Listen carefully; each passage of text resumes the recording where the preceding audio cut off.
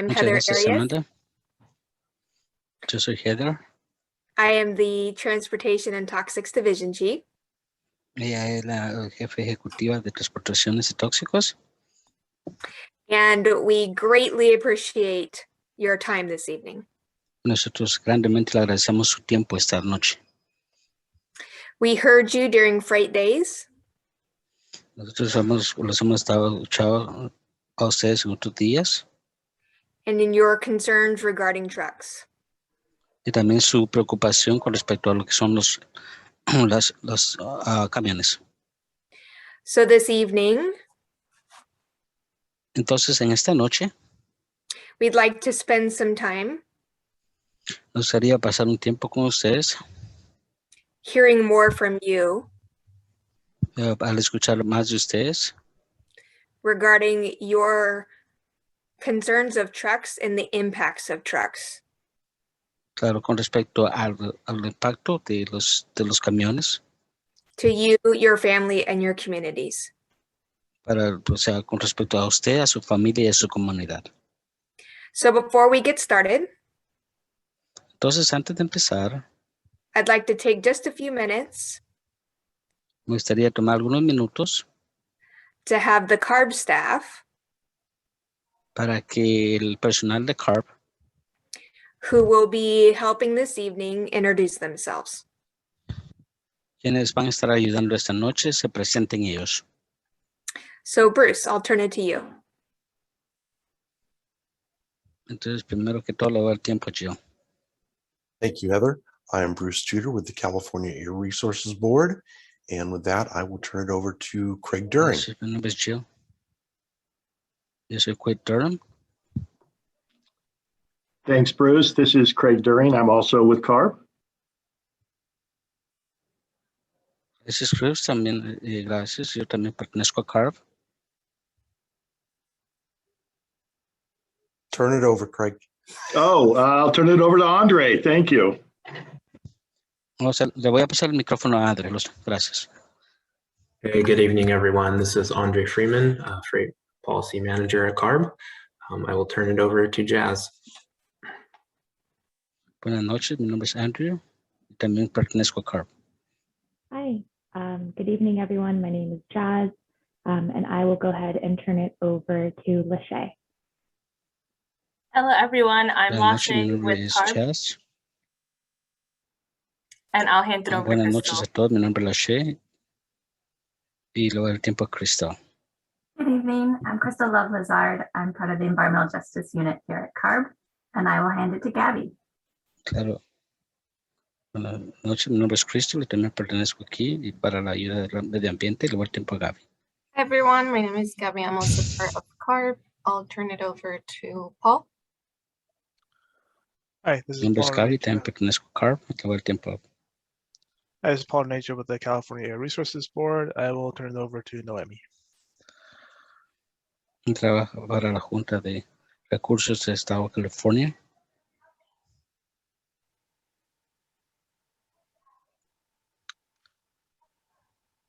Olivia, I think you were next. Okay. Olivia, creo que tú eres la próxima. Hi, everyone. My name is Olivia Lane, and I will hand it over next to Kevin.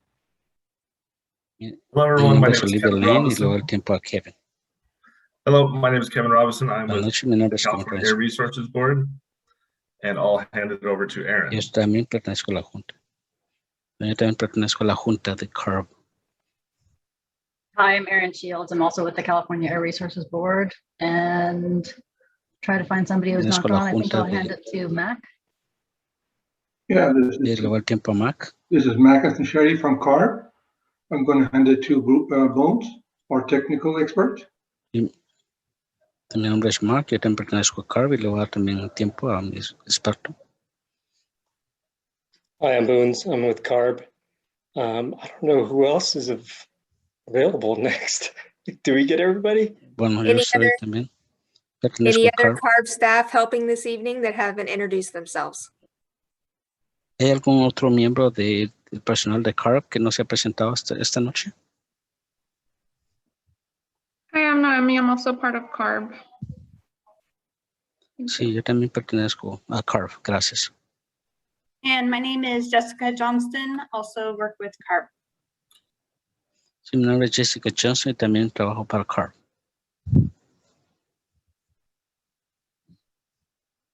Okay, thanks, team. So now we've introduced the staff available for you this evening. We're going to turn it back over to Amanda to go over to some housekeeping. Muchas gracias, Tim. Y en este momento le voy a dar el tiempo a Amanda para que nos diga lo que continúa. Thank you. And I figured I could introduce myself now.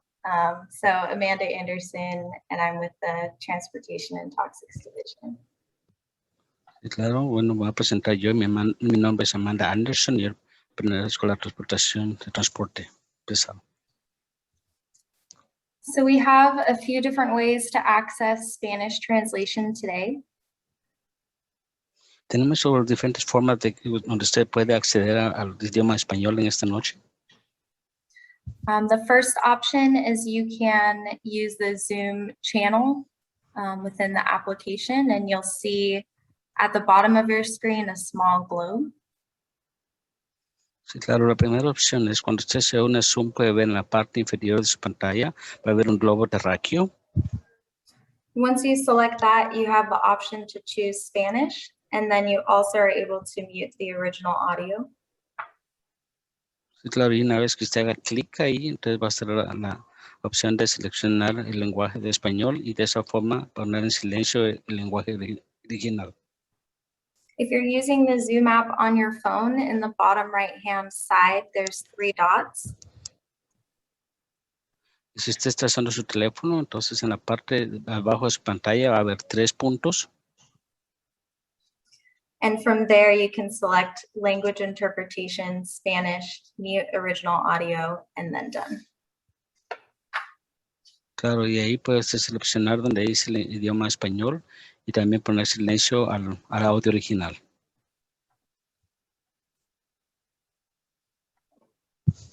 And then because those calling in cannot access the interpretation channel through Zoom, y las personas que están llamando no tienen acceso a la parte de interpretación que se está haciendo por vía Zoom. we do also have a Spanish conference line that you can use.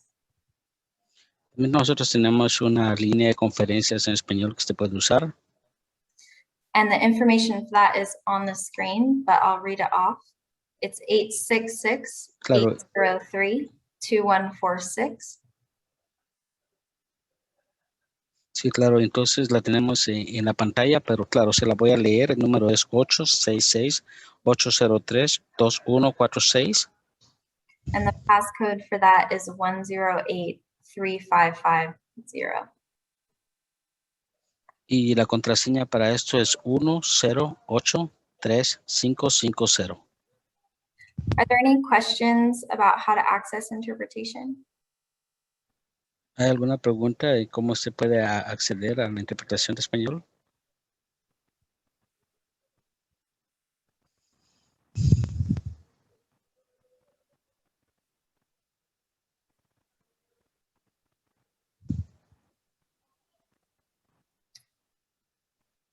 Okay, and then I'm just going to repeat that phone number one more time. So it's 1-866-803-2146.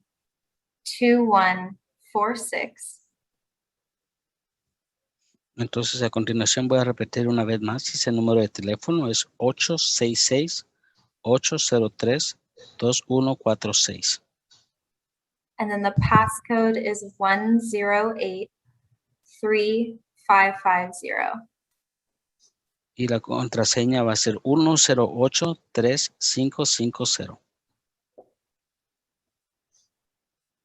Thank you. So we'll go ahead and stop sequential translation now. And I'm gonna... En este momento vamos a terminar la transmisión de secuencias. And Sergio, I'm gonna add you as an interpreter so that you can move into that channel. All right, thank you. Appreciate it. Thank you. Okay, so we just have a few more Zoom housekeeping items to go through, so I'll try to get through them quickly. But we just ask that you please mute yourself A when you're not continuación también speaking. tenemos algunos. Oh, sorry, Sergio, are you able to move into Sure. the Spanish channel? No, not yet. Can you please move me? Can you switch me over or give me that option? Yeah. Please.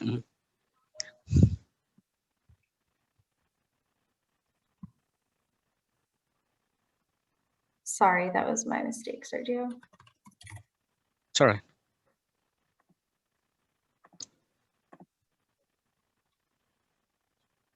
Oh, yes.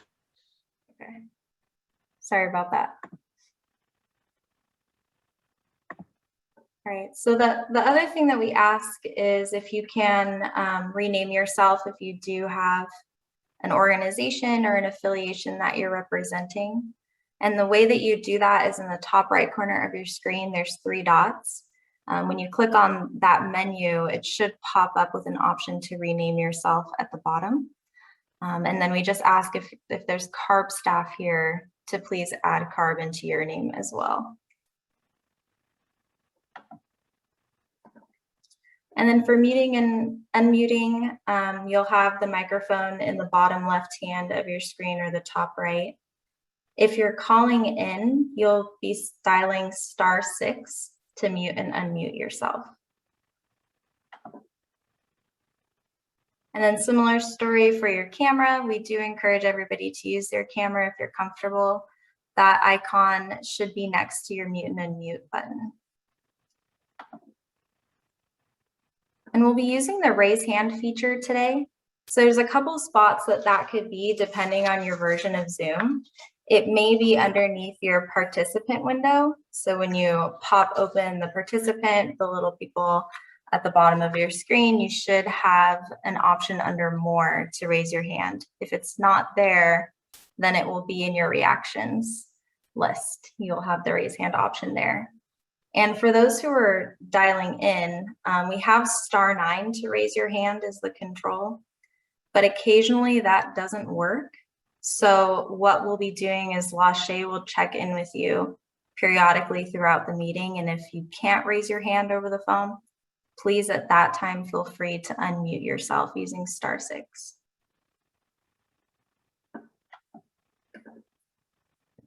And we'll also be using the chat feature today.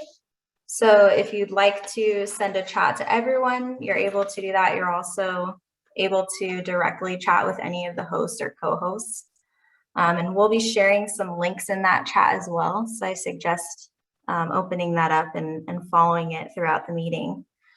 We'll also be sending a follow-up email to those who would like the recording links and then a certificate of participation, and also any updates about future meetings. So if you'd like to receive that, if you can send me a private chat with your contact information, and I'll be sure that we follow up with you and we send that information to you after the meeting. If you have any tech questions, you can also use the chat.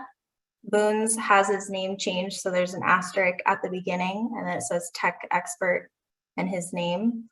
You can see from the drop down if you'd like to send Boone's a direct message for any help with the Zoom IT questions. And then lastly, we're going to be using the Poll Everywhere software to pull a few questions of you today. So we want to test it out and make sure that everyone's able to access it and there aren't any issues.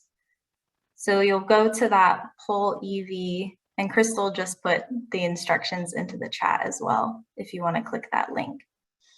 So you'll go into pollev.com/home, and then you should see this box to put in Crystal's username.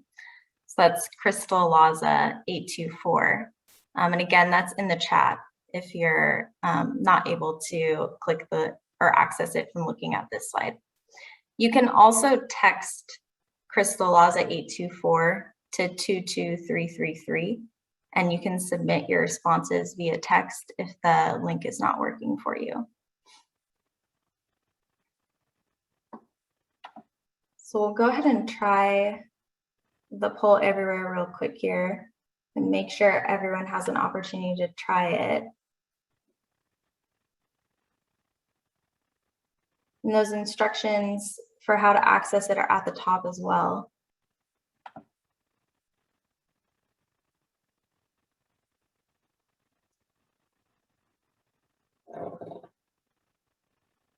Awesome, we've got one response coming in.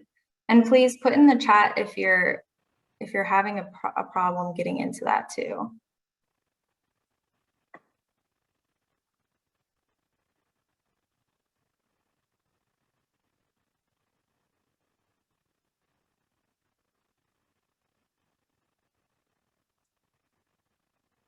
Awesome, it looks like there's a variety of ways you're finding out about the meeting, so that's great.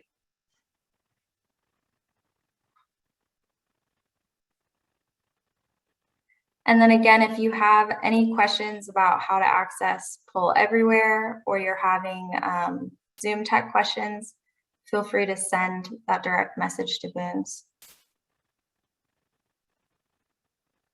Right, great. So I'll turn it back over to you, Heather. Okay, thanks, Amanda. So before we get into the meat of tonight's discussion, which is trucks, I did want to take just a few minutes to talk a little bit about our Freight Day listening session that we had in June. We do have posted on our website the presentations from those evenings, our meeting notes, polling results from the various community members that participated, as well as the recordings in both English and Spanish, if you are interested. But one of the things that we were hoping to do is just quickly touch base on some of the key comments that we heard from Freight Days. Certainly trucks was a big issue, and that's of course why we're bringing that up tonight. But we also wanted to acknowledge that we heard you when you said Carb should incorporate racial equity and EJ concerns into our rulemaking and programs. You also said that you want a fast transition to zero emission technologies. We heard that our reg that we're talking about this evening for trucks needs to focus on drayage, short haul trucks, and last mile delivery. We heard that enforcement of our rules is going to give your communities relief from pollution immediately. And we also heard that there are a lot of concerns about the infrastructure lagging behind the zero emission vehicle deployment. So those are some of the big themes that we heard, some that we're hoping to continue to explore with you all over the next couple of months. But tonight we're going to focus on trucks. So again, we really appreciate your participation tonight. We appreciate your participation in our Freight Days. And if you are interested in those material, they're on our website, and we're happy to send you the links. So let's go ahead and get started. Bruce, can you give the quick presentation on what we're doing with trucks, and then we'll get into our discussion with our community members. Absolutely. Give me just a second to switch all the screens over here.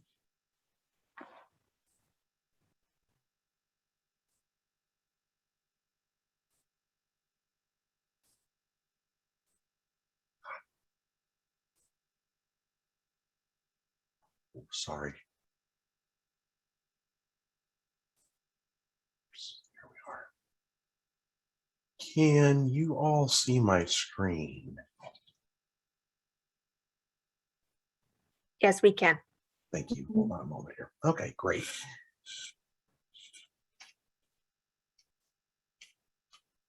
All right, while I'm trying to get to the first slide. Oh, there it is. As Heather said, we are here to talk to you about the pollution problem with heavy-duty trucks and medium-duty trucks and what we've been doing about it and are continuing to do about it to clean things up.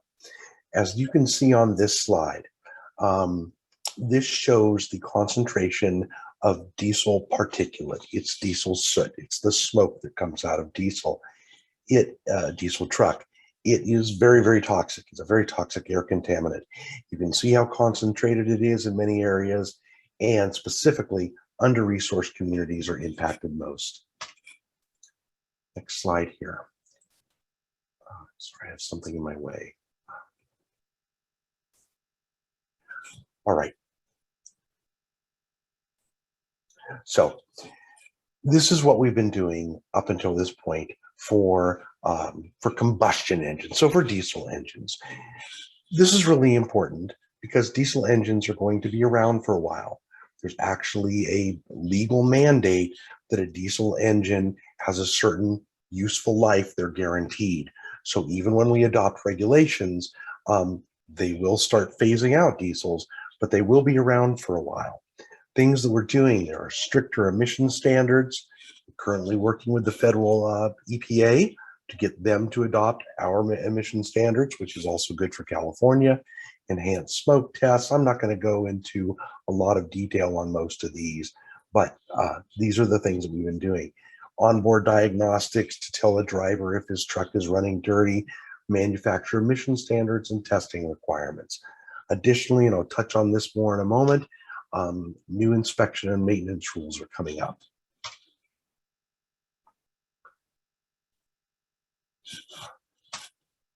Sorry, my computer, there we are.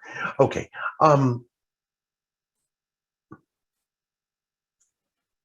Sorry. All right, so now what are we doing past diesels? This is what we're starting with right now, what we've already started with, I should say, to move medium and heavy duty diesel vehicles to electric vehicles. There are powertrain certifications, and again, I won't go into a lot of detail there. Manufacturers' sales percentage requirements. That's part of our advanced clean truck regulation. I'll mention that more in just a moment. But we've already adopted that. It requires manufacturers to sell a certain percentage of their truck sales have to be zero emission trucks, and that increases over time. Zero emission phase in for refrigerated trucks, you know, the cooling units you see on trucks and on trailers, and a required phase in for work trucks, box trucks, and tractors.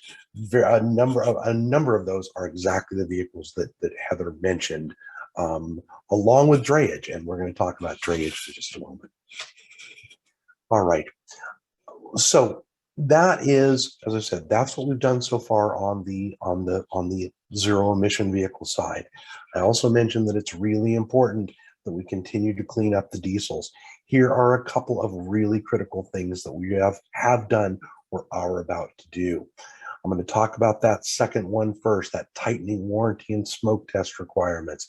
Warranty requirements, that's very important. Just like my car, if it's under warranty and something goes wrong, I'm at the dealership tomorrow getting it fixed. If something goes wrong, it's not under warranty, well, maybe I let it slide. We don't want drivers to let their emissions slide. Enforcement, what do we do on enforcement?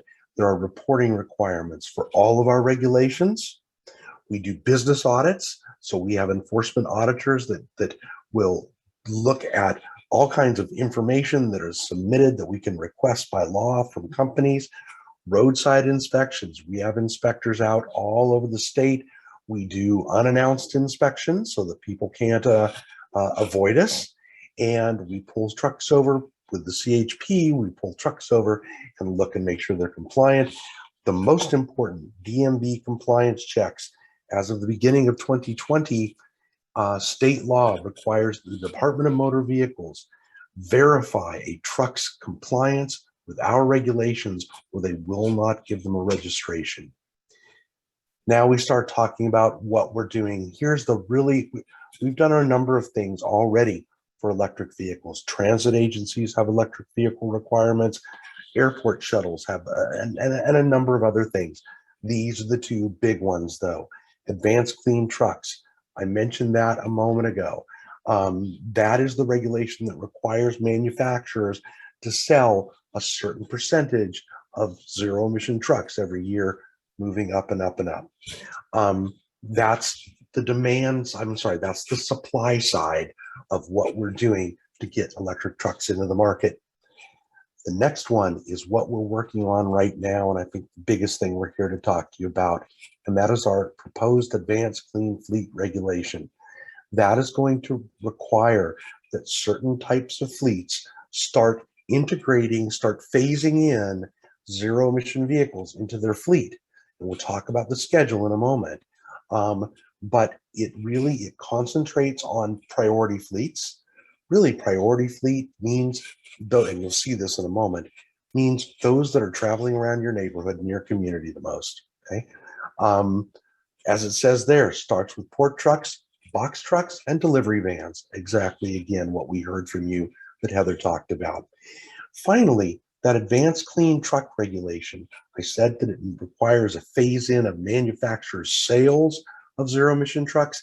It stopped at about 75%. This regulation, we are going to increase that and say by 2040, all manufacturer sales of medium and heavy-duty trucks have to be zero emission. Finally, ensuring success. We have funding. We've also been working with small fleets to find out how to better get funding into their hands. Recognition for going above and beyond. I mentioned that the Advanced Clean Fleets regulation starts with these priority fleets. So there will be small fleets and some other fleets that aren't covered by the rule. This recognition program will provide an incentive for big businesses that maybe do deliveries to hire folks that have zero emission vehicles. And finally, we don't have a slide in here of it because we didn't want to put too many slides in, but it is amazing how many zero emission vehicles are out there right now, especially in the medium and slightly smaller heavy duty markets. All right, I think this is pretty much the last slide. I said that I wanted to show you the schedule for this Advanced Clean Fleets regulation. What you'll see, drayage trucks, a huge concern to most of the communities around. That's going to start in a couple of years. Newly registered vehicles, newly registered to go to a port, they have to be zero emission right away. 2035, they all have to be zero emission. High priority fleets that I've mentioned, again, they will start, especially with certain body types, such as delivery vans and so forth. That starts in just a couple of years. And I won't go over all of the schedules here, but you can see that there are many, many, many types of fleets that are going to be touched by this. Some of those, the end dates are out to about 2040, maybe a little later. We have to wait for technology to catch up in some instances, but everything is starting within the next 2 to 3 years. With that, here's a couple of links that you can access for more information. You share feedback on that proposed Advanced Clean Fleet regulation. We're still developing it. Go to our website if you want to participate in that rule development, and you'll find out how. And I think with that, I will be turning it back over to Heather. Thanks, Bruce. Appreciate it. And before we move into polling, I want to take just a few minutes to see if our community members this evening have any questions so far or any comments. So Lachey, let's turn it over to you to moderate this section. Yeah, I'm already seeing some hands raised and there's a question in the chat. But just as a reminder to everyone, if you wish to comment verbally, please raise your hand, or if you're on the phone, dial *9. And I just want to give my sincerest apologies in advance if I say your name wrong. As someone with a unique name, know that I really understand, so my apologies. Okay, so the first hand that we have raised is Yana. I have asked you to unmute. You can select unmute and state your name and your affiliation and then begin. Sorry, did you say Raphael? Oh, sorry, Raphael. Sorry, Yana is the last name. My apologies. Oh, okay. It sounded like Yana. I'm like, who's Yana? Anyways, thanks, Lachey. My name is Raphael Yanez. I'm wearing two hats. I'm a community member of the East LA, Boyle Heights, West Commerce, AB 617 Community Steering Committee, as well as the City of Los Angeles Bureau of Sanitation's Environmental Justice team. So one of the things that I had, and while I'm talking, I will lower my hand. There's a few things. One, I didn't hear mention about the AB 210 rule, which requires, I guess, it's another, I guess, thing that Carb has passed that requires all, trucks outside of the state of California having a certain emissions. And so also thank you, Carb, for putting in at least a test pilot of your, what's the name of that PEAKS system? PEAKS system. I think that rollout of your PEAKS program would be highly advantageous, especially throughout the EJ communities throughout the state of California. That's so important. Also, there is within our district, which is the South Coast Air Quality Management District, under the new rule that was just recently passed, and that is Rule 2305, which talks about warehouse rules and freight coming into the warehouse. I think it's going to be crucial, and I was helping propose as part of the EJ advisory group to the board, putting together a letter to the board asking them to have some monitoring as a part of that warehouse rule in the future. It couldn't be added in now, but it should be. And I was just informed that there is help for communities like myself, like the one that I represent, under the American Rescue Plan, under the EPA.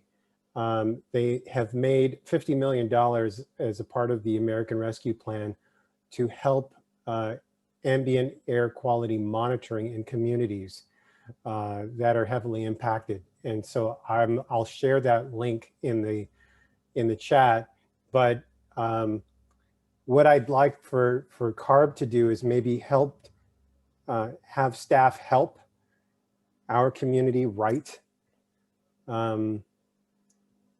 proposals so that we can get actually monitors put. And again, this is going to have to be with the help of Carb. The thought is a lot of these are EJ communities. We're getting, like, for instance, I'll give you, for instance, like in Bloomington, California, they're proposing to do eminent domain and build this massive industrial park where you're going to have massive amounts of warehouses constructed and lots of truck traffic in because of the proximity to rail and all this other stuff. And so that would, the major exits in and off the freeway that's going to be adjacent to that industrial park, that would be an ideal place to put some sort of air quality monitor, because we have this long run-in for diesel truck emissions. And so as these trucks are coming in and off of the freeways, it would be great, you know, to put a community air monitoring measuring PM10, PM2.5, and black carbon in, so that the community could know what exactly is going on with their own health, and how these large industrial warehouses, which are cropping up all of you know, on the outskirts of all major cities and EJ communities, just because, you know, that's where the land is cheap. But it would allow not only for us to have data, but in addition to that, it would allow for rules to be written to help counter some of that traffic. Thank you. Thank you, Raphael. There was a lot there to unpack, but just to sum it up very briefly, I'm understanding that the question or comment is about increasing monitoring, especially around warehousing, and also you commented also on some legislation. Maybe I'll start off with Bruce if you want to comment on that, and then maybe Heather or Crystal as someone who wants to piggyback. Well, as far as monitoring, that I don't know, and that is a little outside my area. I did want to say though that you did mention in the beginning SB 210, and in the presentation there was a mention of the inspection or maintenance program. That's exactly what that's an outcome of SB 210. That is to ensure that the diesel trucks that do stay around stay clean. We even have an I&M expert on the line tonight if we need to go deeper. Yeah, and this is Heather. I'll follow up on the monitoring. Thanks, Raphael. We appreciate your comments. And none of the staff that are on the line tonight are our monitoring staff or even our colleagues from our community air protection program. So what I would like to do is make sure that we follow up with you and connect you with them because I want to make sure that they also hear your ideas and your request for help on getting that community monitoring by the warehouses. So we'll put that on our to-do list. Thanks, Raphael. So before we take another comment from a hands raised, there was a comment in the chat from Seth, and it looks like it's on I&M. So it says, for the 2023 new inspection and maintenance rules, is there workforce development / training considerations? And I believe I'll shoot this over to Jason from the I&M team, but if other Carb staff want to pitch in, please do. Sure. So in terms of workforce training, I'm going to interpret that as training for the testers or the regulated entities who want to learn about the requirements. If that's not what your question is geared toward, please let me know. But yes, there will be training requirements for anyone who is going to perform the vehicle tests. We're in the developing that right now. And there will also be training for anyone interested to understand what are the requirements. I'm a regulated entity. How does this affect me? What do I need to do to comply? So with that, if there's other areas you want me to dive deeper on, I definitely can. Just let me know. Thanks. Okay, so the next hand that I see raised is Ryan Kenny. I have asked you to unmute. Please unmute on your end and state your name and affiliation. Great, thank you very much. My name is Ryan Kenny. I work for a company called Clean Energy. And I just wanted to highlight the fact that what we didn't see in the presentation, maybe staff could comment on, is the lack of near-term addressing of heavy-duty vehicles and the commercial readiness of heavy-duty ZEVs. In talking to most of the OEMs and also the state's largest air district, they all have data providing that heavy-duty ZEVs are not going to be ready for a good 10 years, if not longer. And I was wondering if the Carb staff could comment on South Coast's letter recently to a select number of environmental justice and environmental groups, basically outlining with evidence through 9 pages why they are supportive of both near zero and zero. Near zero because heavy-duty ZEVs, like I said, just aren't close to being ready. And of course, we're talking about omnibus. We're talking about advanced clean trucks. And we're also talking about the governor's executive order, which is requiring heavy-duty ZEVs by 2045. And of course, that's only where feasible. That qualifier was added. So we're looking at far in the future. We're looking at long-term, and it just doesn't seem like the near-term is being considered with a lot of these policies. And I was wondering if you could both comment on the near-term and also the South Coast letter and the contents. And then, of course, also what role low NOx trucks operate on renewable fuel play. Of course, they're 90% cleaner than diesel. And this conversation is largely about diesel versus what's ready in the next 10 years. Diesel versus low NOx, not diesel versus zero. So I'm wondering if staff could please comment on those points. And thank you for your time. Sure. I'll start, Ryan, and we'll keep it brief. I think that you all are pretty aware of our advanced clean transportation rule that already put into place OEM requirements that are going to get us those zero emission truck deployment. In addition, we are putting a lot of incentive funds in place to help expedite the deployment of zero emission.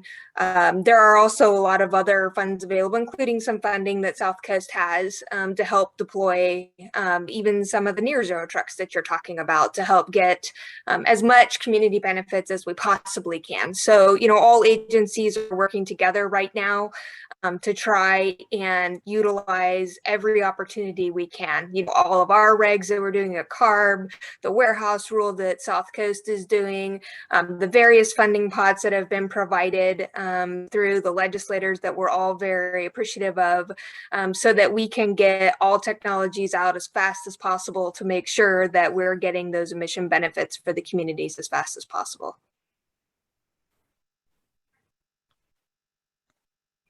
Thanks, Heather. It looks like our next question is from Bill McGavern. I've asked you to unmute, Bill. Thanks very much. This is Bill McGavern with the Coalition for Clean Air. And I'm sitting in my home, which is wedged in between two major freeways, Interstate 5 and the Capital City Freeway. They're so close that we constantly hear the truck traffic. There's a huge amount of truck traffic, and I know a lot of other communities are in similar situations. So really appreciate you holding this session. As I often do, I want to focus on the older diesel trucks because we know that they account for a really disproportionate amount of the pollution. And you've got a lot in the works to address that pollution. You've got the full implementation of the diesel truck and bus rule, which is going to help a lot. You talked about the heavy duty inspection and maintenance, or the truck smog check, as we sometimes call it. I think one important provision of that is that you should require the trucks to report quarterly on their emissions, as the staff had originally proposed, not to step it back to twice a year, but to keep it 4 times a year, so that if there is a problem with excess emissions, that is seen quickly and is fixed in a timely way within the 45 days that are in the law within SB 210. We don't think it should take longer than that.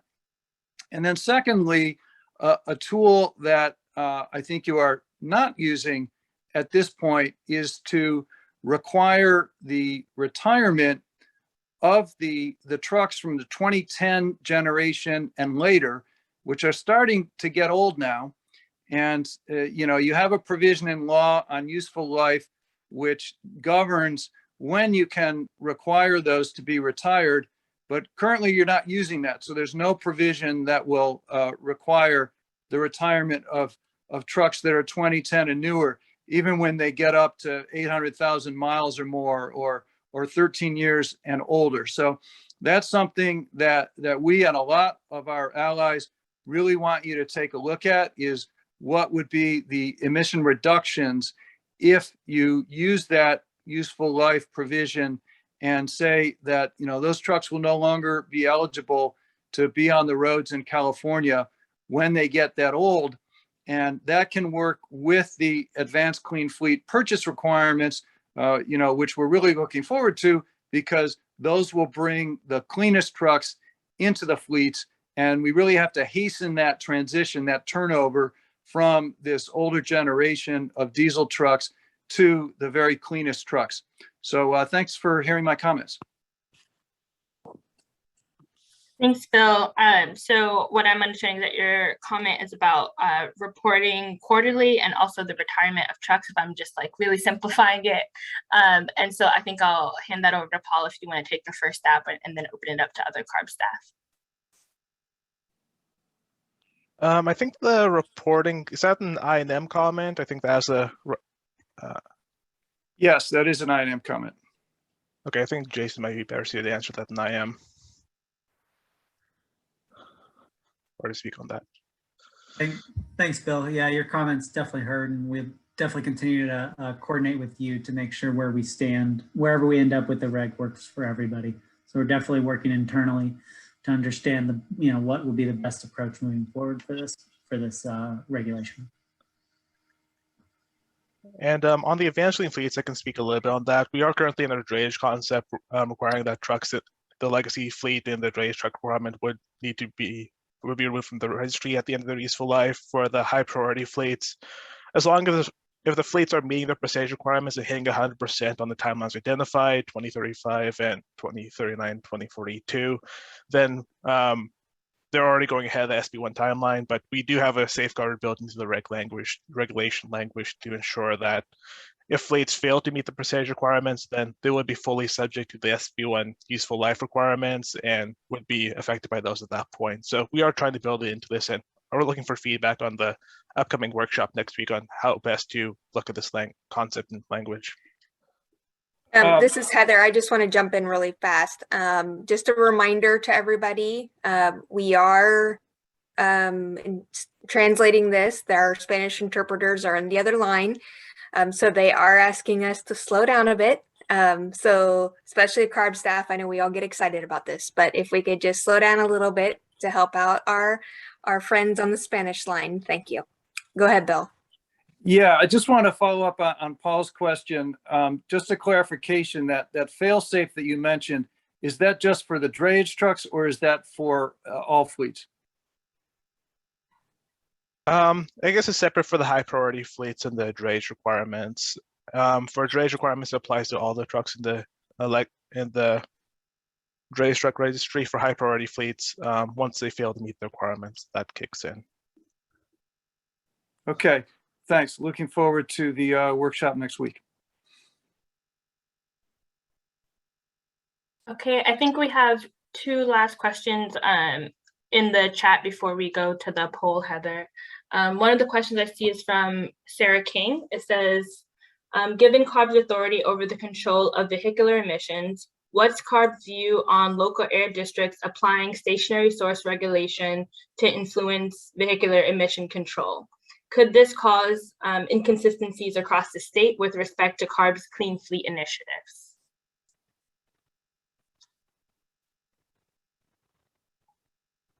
Oh, right, I'm supposed to direct it to a person. If anyone wants to chime in, please go for it. If not, first line of defense, I'll shoot it to you, Bruce. Do I need to say it again? Yeah, please. And I was looking for it and I couldn't find it. So slowly. Slowly. Oh, right. That's I'm not an interpreter, but I still need it slowly, apparently. Right, so it's asking, what is Carb's view on local air districts applying stationary source regulations to influence vehicular emission control? Would this cause inconsistencies across the state? So I'm not exactly sure what the questioner is getting at. If the point there is something like South Coast ISR rule, which I mean is basically mitigating, among other things, mitigating truck traffic, truck emissions. I mean that I don't have an opinion on it. I don't know if there is an official opinion. I think that it's something that is very similar to things like CEQA mitigation. So it reduces emissions. And I know maybe Heather has a little bit of an idea on that as well. Yeah, I'll chime in a little bit. We definitely support the local air districts when they are looking for ways and opportunities to get additional reductions. South Coast did recently promulgate and adopt the warehouse indirect source rule. That's what ISR stands for. And in that rule, they are hoping to achieve additional reductions from trucks. We did submit a letter of support. We also asked that in the future they consider making that rule a little bit more stringent. Does it create inequities? Well, I think what it does is acknowledge various inequities that are already within the state. There are definitely communities that are much more heavily impacted than others. There are regions that are definitely more impacted than others. So this lane, if you will, is an opportunity for districts to be able to acknowledge that difference and create regulations that are helpful and beneficial for their communities. Thanks, Heather. I'm seeing a question or comment from Ed Ward that says, additionally, can someone address why non-fossil fuel diesel as biomass diesel is not a consideration when biomass fuel has a proven record of tailpipe reduction and allows us to meet 2020 GHG goals by 2016. Biomass fuel can bring immediate reduction to impacted communities. not an end all for freight movement, but a reasonable intermediate solution.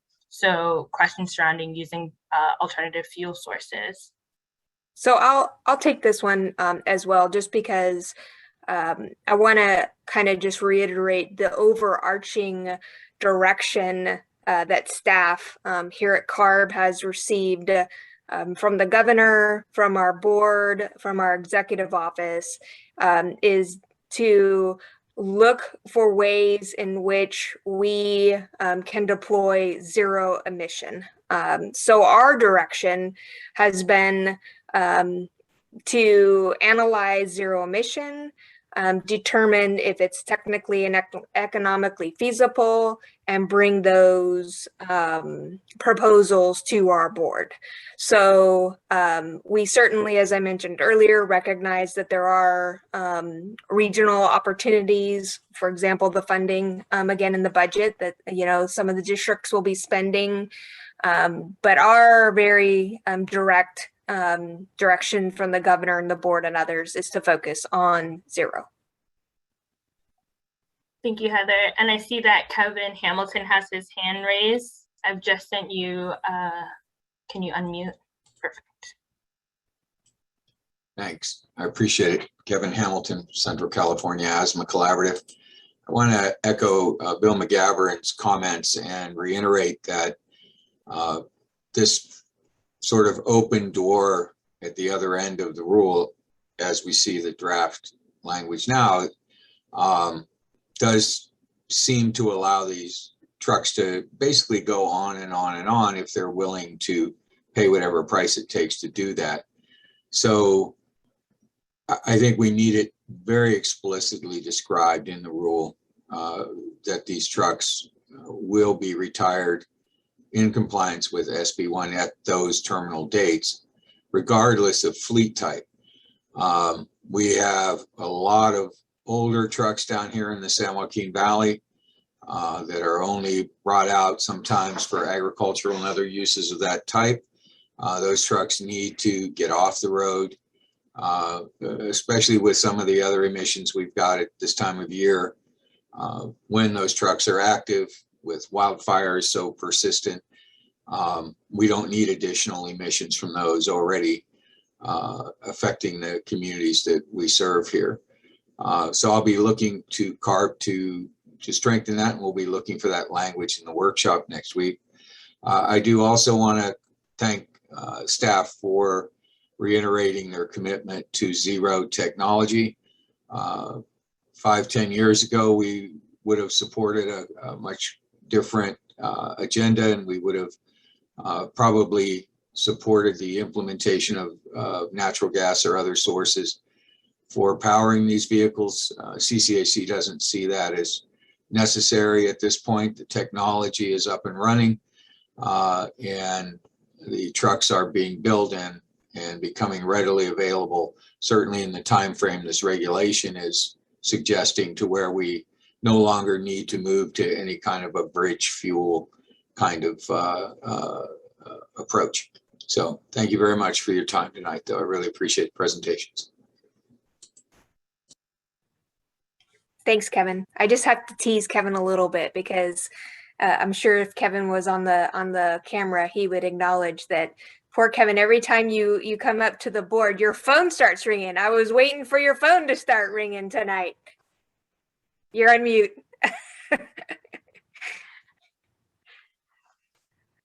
Thank you. Go ahead, Lachey. So our next comment is from Eddie Phillip, and it says, the question about ZEV readiness wasn't answered.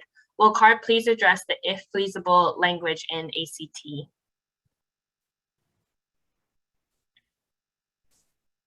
Paul, did you want to talk about the language in the reg? Yeah. Had multiple roles. Yeah, sure. Slowly. Yeah, we are evaluating the governor's executive order and the board's resolution both talk about where feasible, and we are including that in advanced lane trucks where it is a ramp up, not to fully 100% yet, but we've been laying the groundwork for that. And in advanced clean fleets, where we are setting these fleet conversion requirements, but do have some exceptions built in for some cases where we see there might be issues. At the workshop, we In the regulation, we're talking about potentially a mileage exemption where the vehicles aren't able to provide the mileage needed. And a few others. We also have a few others that are still in discussion, such as infrastructure. But broadly, we are seeing the technology evolve, and we do see that the regulation is built in phases where some trucks are being face earlier requirements and the more difficult trucks face requirements later on. So we are evaluating that as part of the rulemaking process and trying to make sure that our regulation acknowledges that and builds on it. So I think it's going into the overall rulemaking as part of the requirements to ensure that the most feasible trucks have the earliest requirements, the ones with more challenges have later requirements, and to provide some exceptions in those cases where the trucks may or may not work out in the end. So that's how we're trying to evaluate it, and we're looking for feedback on the general idea here.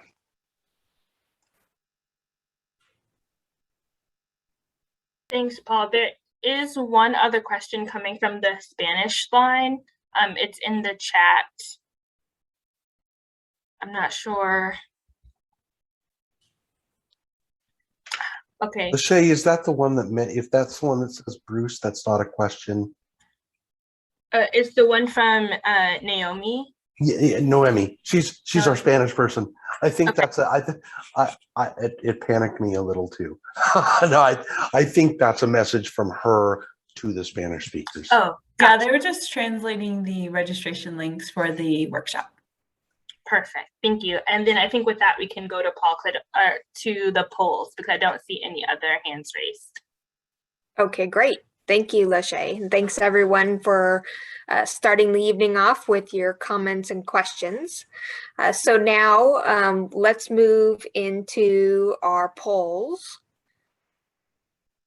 And earlier we dropped the link into the chat. It's also on the top. You can go to pollev.com and drop in Crystal Leza 824. You can also text to 22333 and answer our question. So our first question this evening is, which type of trucks do you see most often or are the biggest concern in your area? So we're hoping to get a little bit more clarity from you all who are attending tonight in regards to which truck types are of biggest concern to you in your communities. Seeing delivery vans pretty high, garbage trucks, nothing on drayage right now, big rigs, box trucks, and then other. So if you did put other in, if you could please type into the chat the specific vehicle type that you are concerned with, that will help us out. Oh, there we go. I see some drayage trucks coming in now. Still the delivery vans and the big rigs being the, ooh, they're tied now. Okay, just a little bit more. Again, if you picked other, if you could please type in to the chat for us what that vehicle type is, that would really help us out. Okay, I'm starting to see it slow down a little bit here. Okay, so at this point, what I would like to see is if anybody is willing to share with us a little bit about your concerns. What is it about the delivery vans and the big rigs that is your concern? Tell us about how it's impacting your communities so that we can understand how your families and your community members are dealing with these particular truck types. And I'm going to turn it back over to Lachey to help us moderate this part. Yeah, I'm seeing some hands raised. The first is from Ivanka. I have requested for you to unmute. Please state your name and affiliation and begin. Hi, everyone. My name is Ivanka Saunders. I'm a policy advocate with a Leadership Council for Justice and Accountability. And I'm also on the 617 South Central committee and a resident of Southwest Fresno. So I'm all in. And tragically, we've lost a teenager this past week. And that really hit home for me to be on the side of we are in this work to prevent these things and for it to happen in the process of all the work that we're doing. And that community is really devastated. It's the community just south of the industrial growth of South Central Fresno.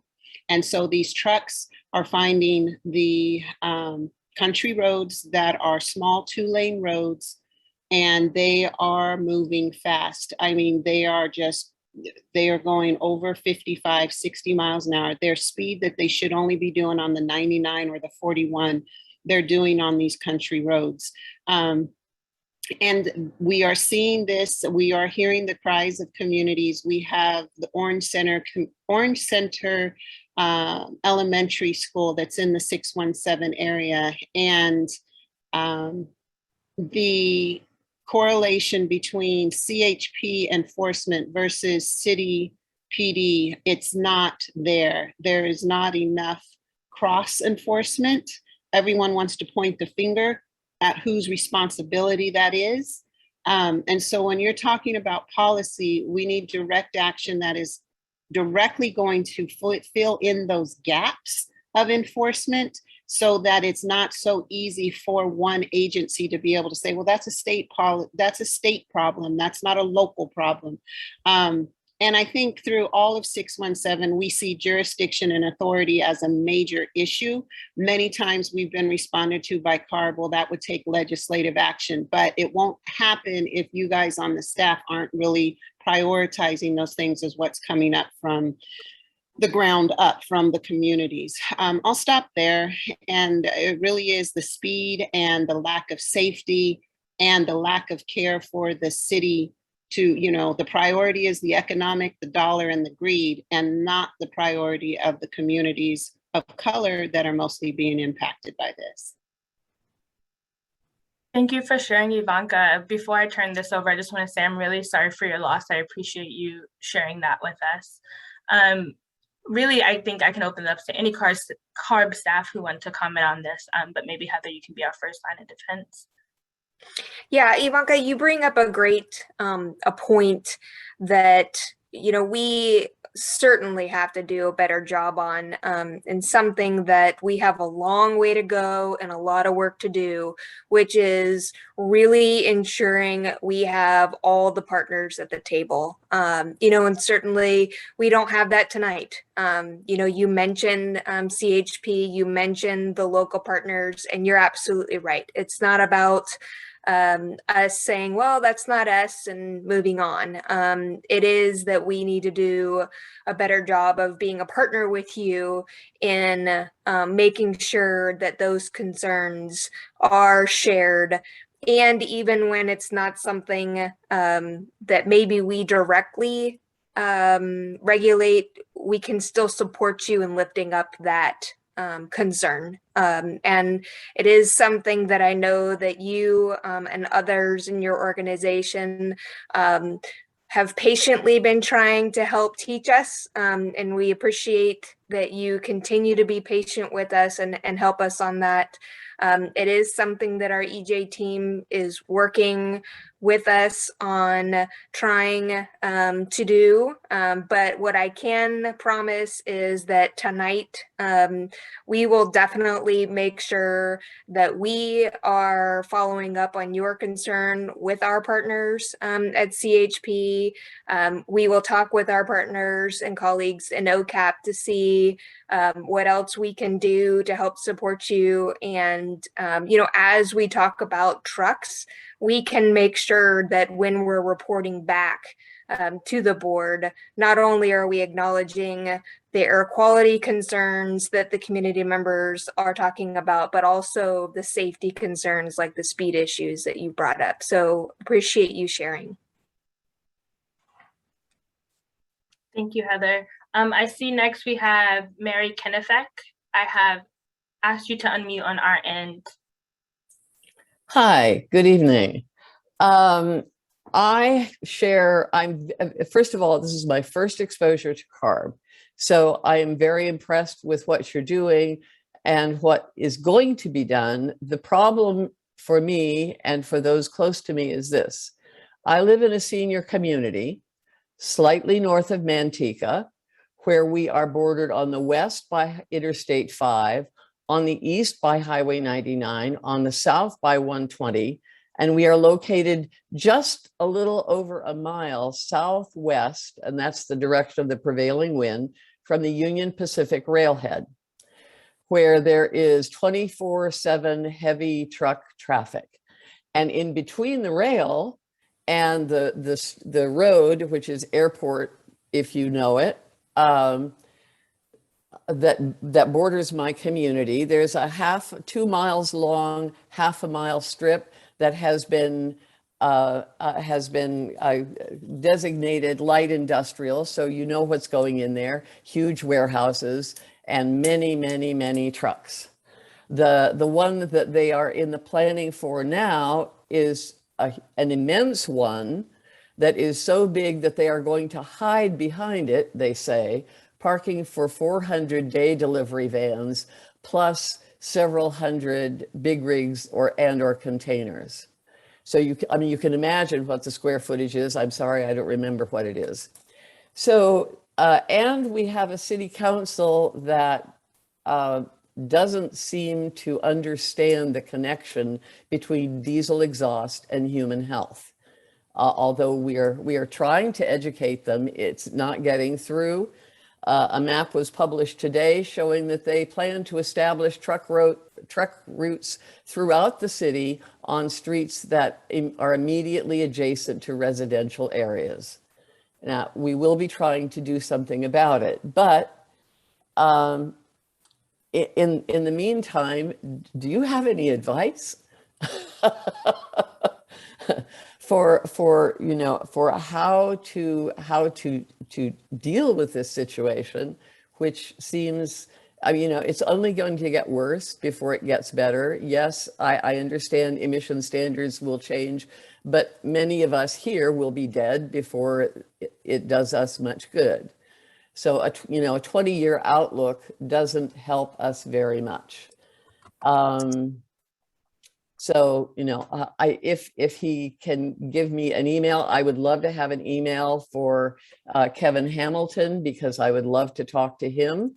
I have recently had somebody look up asthma stats for Manteca, and they are not good. And I'm sure he could enlighten me more. But so there, that's my situation. And that's why I logged on tonight to see what you were doing and, where there might be some kind of hope or relief. I'm waiting. Lachey, I'm assuming you want me to. Yeah, I saw you unmuted. Yeah, exactly. Okay. First, welcome, Mary. We appreciate your time and taking your evening to be with us. We're super excited because my text is blowing up. We're like, yay, new people. Not that we don't love all of our other community members, but we certainly love it when we have new people that are also joining with us. So a couple of things. One, yes, I'm sure Kevin won't mind if we share his contact information with you, so would be happy to share that with you. Thank you. Two, we have a team that tracks a lot of the freight warehouse projects that you're talking about. And we write letters for the California Environmental Quality Act. Yay! Yeah, and I will drop into the chat right now for you a link to our letters. And I wouldn't at all be surprised if we may have even written a letter in regards to the facility that you're talking about. If not, the next thing that I'm going to do is we will connect you with Stanley Armstrong. So Amanda, if we can put that on our to-do list, Stanley Armstrong is the staff member in my division that is responsible for tracking these various freight facilities throughout the state. And he is responsible for helping to put together the letters. The last thing that I would like to plug is this overall question about like the health risk assessments and how folks look at impacts of the various facilities and stuff comes up a lot. And it is one of the things that our staff is working on trying to put together a listening session, probably in the next month or two, to get into that and talk about, you know, what tools are available to you as a community member to help you be able to go in and kind of do your own analyses, if you'd like, to get a better understanding of how things impact you. And we'll talk about different resources that are available that you can go in and point to. And, you know, I think that there's certainly a lot of advocates that are on the line tonight that could give you much better advice than I ever could on how to deal with your local elected officials. So I would certainly welcome, you know, any of them, and Kevin's a great start. He'll definitely be able to help with that. So stay tuned on the listening session for the health risk assessment. If we don't already have your email, we'd love to have it to add it to our listserv. I will send it to you forthwith. Great. And that goes for anybody else on the line. We are trying to make sure that we listen to what you are interested and in us talking with you about. And we did hear that health risk assessments is one, and we hope to do that soon. Okay, thank you very much. That's very helpful. Thank you. Welcome. Yeah, thank you. It seems like we have another hand raised, Kimberly Mccoy. You should see a pop-up asking you to unmute now. Good evening. Thank you for having this meeting. My name is Kimberly Mccoy. I'm a project director for Fresno Building Healthy Communities, as well as the steering committee on the AB 617. Mary said it perfectly. Miss Mary said it perfectly. I think there needs to be a better connection with public health. As a girl who grew up in West Fresno, I grew up around industrial facilities. I grew up with not kept up parks, low income housing, and couldn't understand why I was not able to go outside and play with the other kids as much as I wanted to because I had asthma. So as I got older and started volunteering in this work, I started to understand the social determinants of health that affected me growing up as a child. So now that I have a 9-year-old who also is asthmatic, I think it's very important for Carb staff to show the connection with public health and carb emissions. It's very, very important to show that connection, because in the AB 617 community in Fresno, the residents are affected every day when they walk out of their door without even knowing that they're affected. We have industrial facilities, we have big rig trucks, we have delivery drivers that speed up and down, that are placed strategically by our city in neighborhoods, in schools, and around parks. So I just wanted to say that it needs to be a better connection with public health and show the risk of the asthma rates, show the risk of the respiratory problems that people are facing, and show what a good neighbor looks like in a community in order for us to not have to deal with the social determinants of health. I know it's not going to happen overnight, but this is something that needs to be done.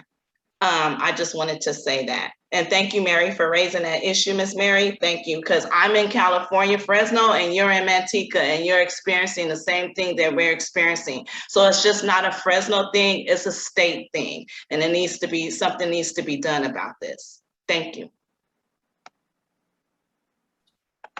Thank you, Kimberly, for your comment. I really appreciate you highlighting that we need to, Carb should be better about highlighting the health effects that it has on different communities. And I appreciate you also connecting Fresno with Manteca and showing us that these issues are statewide. Just reiterating that to say, I think that we're hearing you. So with that, I think there are no other hands raised and that we can, and I don't see any questions from the chat, so we can move to the next polling question. Okay, thank you. So our next polling question, I'll give staff just a second as they're pulling it up. Here we go. So again, pollev.com/Crystal Leza A24 for the text. And here's our question. What do you think are the most important issues regarding truck activity in California? Idling, the number of trucks on the road, maintenance of older trucks, truck routes, truck driver labor issues, or other? These are all concerns that we've heard from various community members throughout the state, but we really wanted to get a better idea of the community members that are with us this evening. What do you think is the most important issues? So we're seeing maintenance of older trucks really pulling ahead here. Truck routes, heard a little bit about that earlier, and how the routes are going through the communities and causing safety issues. Okay, just waiting just a second more to see if they've got any more answers. So right now we've got idling at 17%, number of trucks on the road 22%, maintenance of older trucks 30%, truck routes 26%, and truck driver issues 4%. So this is interesting, and you know, we haven't really heard a lot from folks this evening, not too much yet, on the maintenance of older trucks. So I'm just curious if anybody is willing and able to share with us a little bit more on experiences that you're seeing or particular concerns in your community on that. Certainly interested in the others too, but I don't think we've had a chance really to talk about maintenance of older trucks yet, and would be interested in hearing some more. Lachey, let's turn it back to you for moderating. Yeah, thanks. I see Eddie Phillips has their hand raised. I have asked you to unmute, so please state your name and affiliation and begin. Yeah, this is Eddie Phillips with BNSF Railway. I'm wondering why on this particular question in this poll, Carb doesn't state the data that it has, which is that 10% of the trucks are responsible for about a little bit over 50% of the emissions, diesel emissions, and about 11% of the trucks are responsible for about 60% of the NOx emissions. I might have those numbers backwards, but they're both a very small percentage of the truck fleet responsible for more than half the emissions. And I apologize for panting. I'm walking my dog. Yeah, well, actually, I'm honestly, the reason that we don't bring up emissions in the poll is because our polls right now, we're really wanting to just hear from community members about their concerns. We're not looking to talk about our various emission numbers or tons. You know, we're really wanting to hear from community members and learn from the community members what their concerns are. But, you know, you bring up a great question, Eddie, and that's definitely something that we will be talking about at the workshop. You know, we've mentioned that a few times this evening. There's going to be a workshop next week. And I think the information for the workshop's been dropped into the chat a few times. That will be more of a traditional carb workshop where we get into the super geek out nitty-gritty details and numbers of everything and the technology. And we certainly welcome everybody on the call. And that is definitely the place where we'll get into that. But tonight we really want to focus on hearing from the community. And that's why we didn't get into that in the polls. Well, okay, I understand that, but I guess my point in asking that question is, if the point of these listening sessions is to reduce impact in these communities, then shouldn't we be talking about the facts, you know, in terms of which trucks are producing the majority of the emissions? Just like the issue of truck routes has been raised several times, and I've said repeatedly at other meetings, in order to deal with truck routes, you need to bring in the local planning communities, planning agencies, excuse me. It's not in the purview of Carb. So, and I hope the community members hear that, because if they want to affect, to limit truck routes, they need to be working with local planning communities and not working with Carb. Carb has no authority over local truck routes, period, full stop. So I'm trying to support the communities by steering the conversation towards facts and who has authority to do what. So again, I just want to reiterate, thanks, Eddie, but again, this isn't about Carb, talking at the community members. It's about us really hearing from them. We will be talking about, various emission categories and things next week. So let's move on, Lachey. Thanks. The next hand that we have raised is Rafael Yanes. I have asked you to unmute, so you should be able to on your end.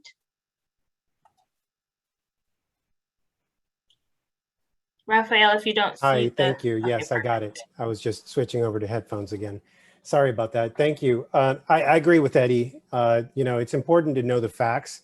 Many of us in the communities don't know all the facts, so it would be important for Carb to go ahead and relay those facts, because that's important, because we just see the particulate emissions from older trucks. I know I've driven behind, I can't tell you how many, and I've taken pictures, try to get to the side of the truck, race in traffic, trying to get to the side of the truck, because you can't see the license plate in the back, because many of them are just all sooted up. That's how bad these diesel emissions are. And then you see some of these other trucks that appear to have a serious issue. There's black smoke billowing out when supposedly they're after burning equipment, their clean air retrofit or whatever the case that they did in order to, their DEF fluid is out or whatever the case might be. And instead of their emission control system exhausting all of the burned off heated emissions when using their DEF fluid, instead, they're out of DEF fluid, and so it just spews out all this black, noxious, high carbon concentrated emission. And it's problematic. I see this time and time again. And so I encourage Carb, to increase staff. Now that you guys have funding, increase your enforcement staff, train the new people. Look, Carb, you guys are probably like the city of Los Angeles. And, I'm seeing a lot of people retiring. A lot of this knowledge is just leaving the city. And I don't see the replacement of these people, because, as many agencies have been under, we've been under this, belt tightening, budget issues, everybody went through it. Because I know the state has been going through it, because I see it in the union side, where, the hiring, there's been massive hiring freezes. And so now that we have money, I think it's time to go ahead, hire new staff, get them trained on the enforcement side, and really lean into these heavy duty vehicle inspections in these communities, in these heavily trafficked truck trafficked areas. And then the peak system. I mean, I can't tell you how amazing. We just had a presentation in our AB 617. And as soon as I heard about the peak system, I was advocating for it. And I was the first year, we were a first year CSC community. And we were advocating heavily for that. And we finally got implementation of it just a couple of months ago. And it was only for maybe like 3 days, but there was I think over 2,000 trucks were evaluated. There were, I think, 40 trucks flagged for bad emissions or unkept emission or whatever the case may be. Going back to Eddie's point, where you have 10% of truck fleet emitting most of the pollution, and it's these truck sweeps that are going to save the communities And then as we get tougher and tougher into rules, you know, that's what's going to be the measuring stick. That's what's going to get the community their just deserve in this environmental justice advocacy that Carb is trying to do under AB 617. It's one thing to measure, it's a whole nother thing to enforce that. And that's what we need to see. We need to see measurement and enforcement at the same time. Thank you. Thank you, Raphael. I appreciate your comment. I will highlight that what I heard from this is that you want to see strength in our enforcement division. And I will say that we have people from enforcement on the line, and we also have people taking notes. In the interest of time, I think we will move on, but note that your comment has been heard. The next person I see is Will Barrett. I've sent you a comment to unmute. Hi, thank you very much. I'm Will Barrett. I'm the Senior Director for Clean Air Advocacy with the American Lung Association.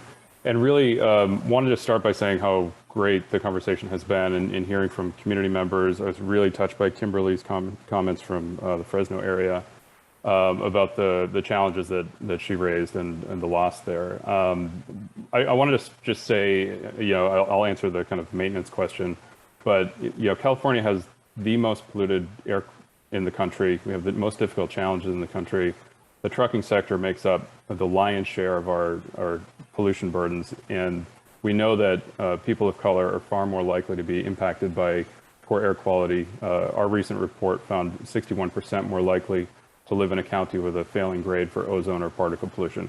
We know that the NOx emissions from the trucks are driving these challenges. And again, there's the near term, very local source, diesel exhaust, toxic air contaminants, a long list of negative health consequences that go along with that. I really appreciate Carb kind of raising this in the discussion earlier. On the maintenance question that was just in the poll, I just wanted to really echo the comments that Bill McGavern at the Coalition for Clean Air made. Coalition for Clean Air and the Lung Association were co-sponsors of Senate Bill 210 that is putting in place the heavy-duty inspection and maintenance program that essentially acts like a smog check for trucks. That'll come up later this year. It's a critically important program, really ensuring that trucks are maintained on the road.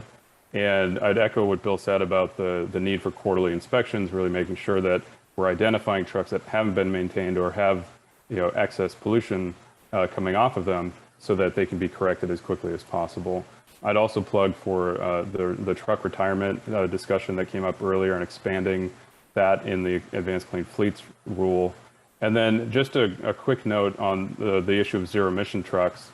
The Lung Association released a report last year, and what we did was we looked at the public health benefits. What could the public health benefits be of a widespread transition to zero emission technologies? And we looked at passenger cars all the way through heavy duty trucks. And what we found was that California has the most to gain of any state by making this rapid transition to zero emission. $22 billion in public health benefit, almost 2,000 lives saved annually per year because of cleaner air through that transition to zero emission vehicles. So I'll stop there. I really don't want to take time away from community members, but I wanted to add that perspective that these programs that we're talking about, especially the heavy duty inspection and maintenance, retirement of older vehicles, and spurring that rapid transition to off of combustion as quickly as possible, really are at the forefront of driving public health. So thank you very much for the discussion tonight and for the time. Thanks. Thank you, Will. I appreciate you highlighting some of our programs. With that, I think we can move on to the next polling question, Heather. I don't see any other hands raised or questions in the chat. Okay, great. Thanks, Lachey. One more polling question.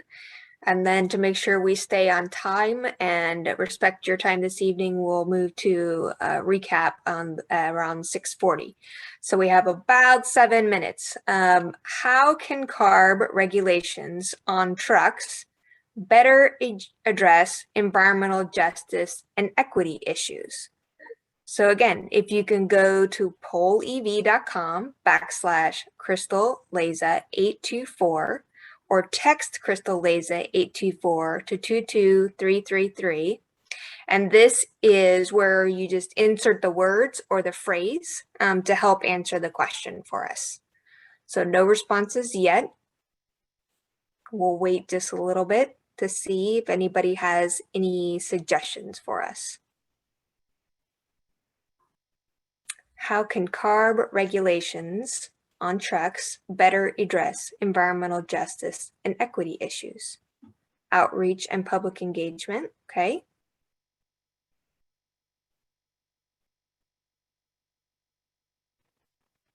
I want to Any other- note, sorry, I didn't mean to cut you off, Heather. Oh, no, go ahead. When I stop sharing my screen, I'm leaving the question open. So I know it takes a second to get, like, especially these phrases in, but you'll have a good amount of time. And if you feel like you weren't able to get a response, we also have this in a survey format, and I'll put those links in the chat too. So if you want to give us feedback, but the poll EV isn't working for you, you can do that as well. So we've seen enforcement a couple times, zero emission. Yes, ensure that a person's race doesn't determine. Health analyses, we heard that a little earlier. Yes, thank you.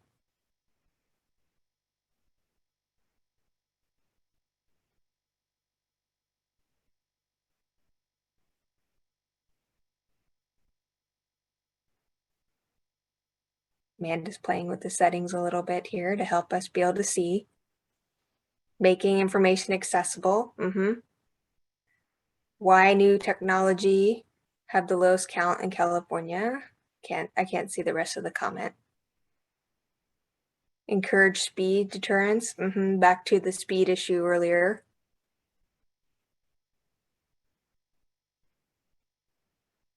Monitoring.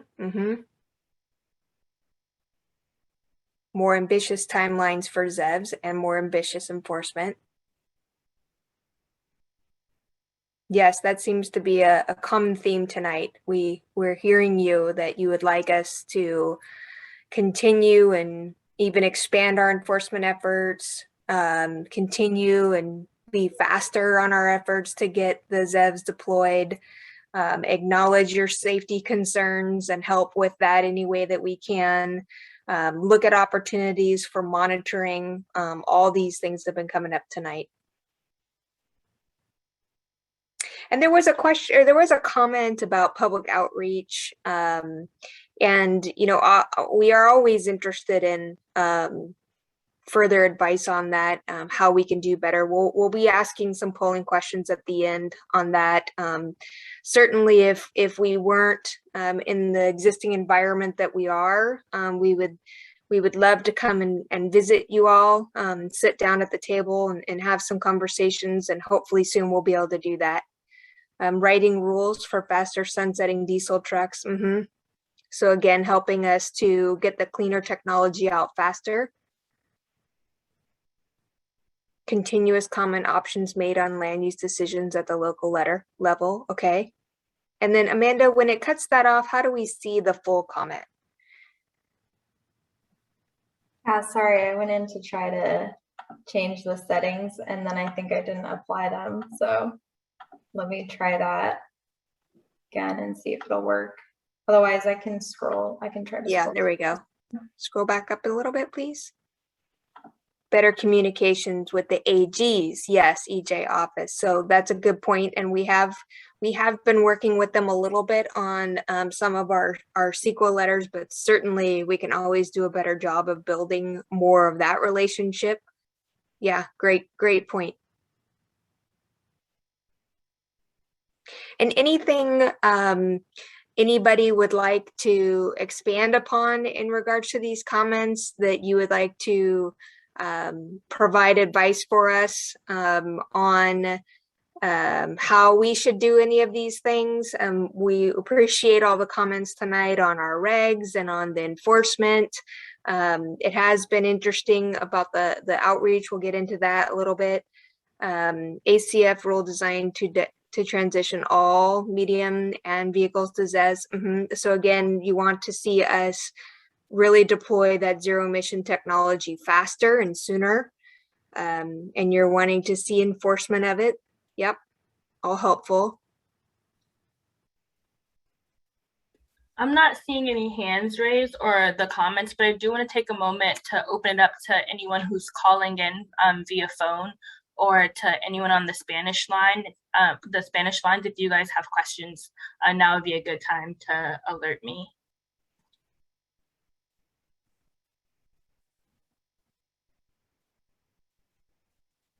If you're on the phone, you can dial *6 to unmute yourself.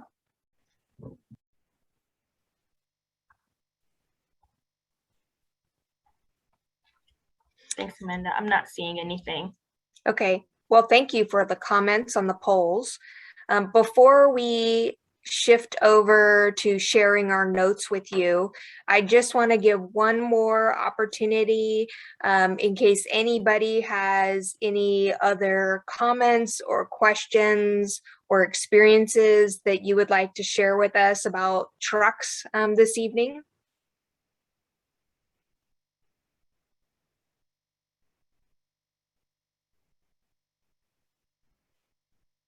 I see Raphael's hand, Lachey.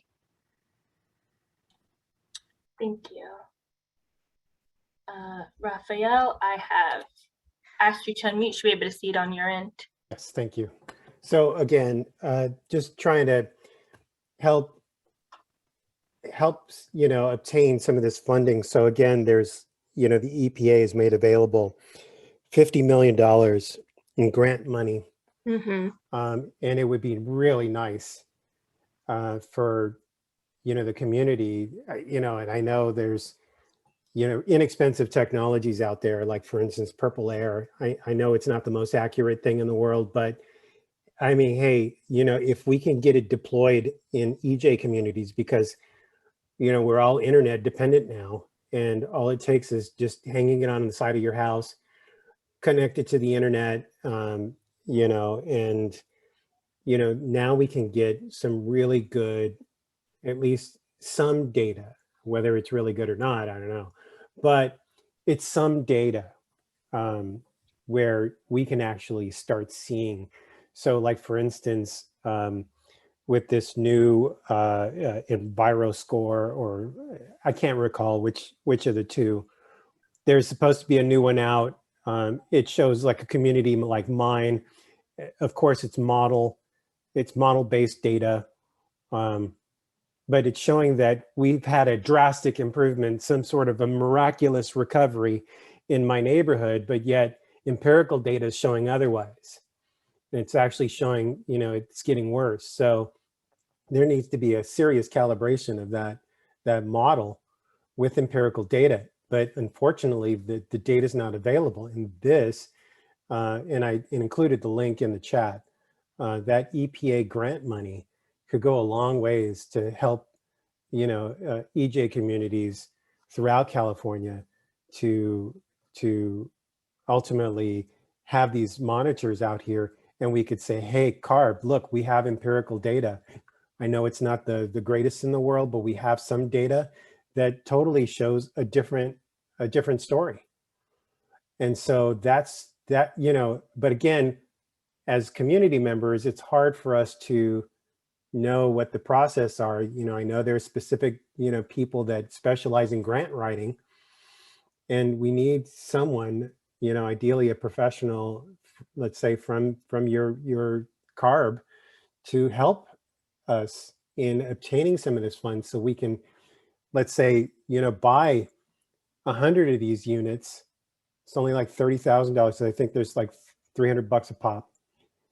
Buy 100 units and then distribute them out, to volunteered households. I would be one, because I'm right next to two major intersecting freeways, and that's a perfect place. But we don't have a Purple Air anywhere near my house, and I've been wanting to get one, but of course, budget is what it is. And when I do have money, then it goes on other things as everyone else. Anyways, I'll leave it at that. Fair enough. Thank you, Raphael. So what I'm understanding from your comment is really not just the need to have monitoring at local scales within communities, but also to have people to help write grants in order to get funding to connect with those local air monitors.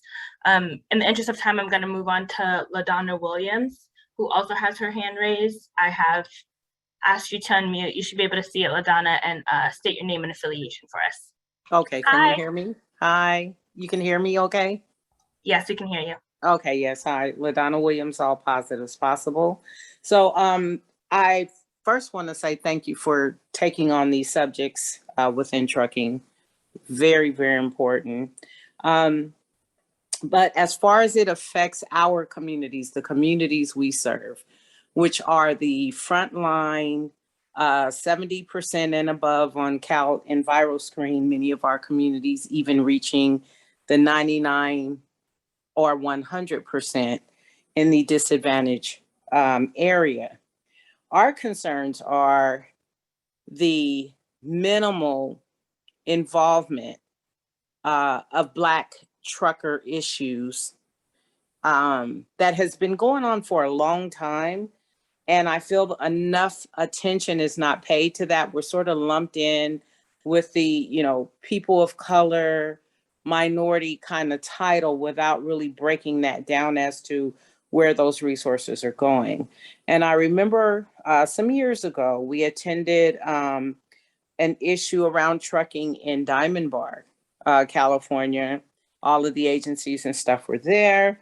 And we noticed there again, and we're talking like 10 years or so ago, there was really no attention or conversation really around the most disadvantaged communities, the impacts, but particularly the lack of support for Black truckers.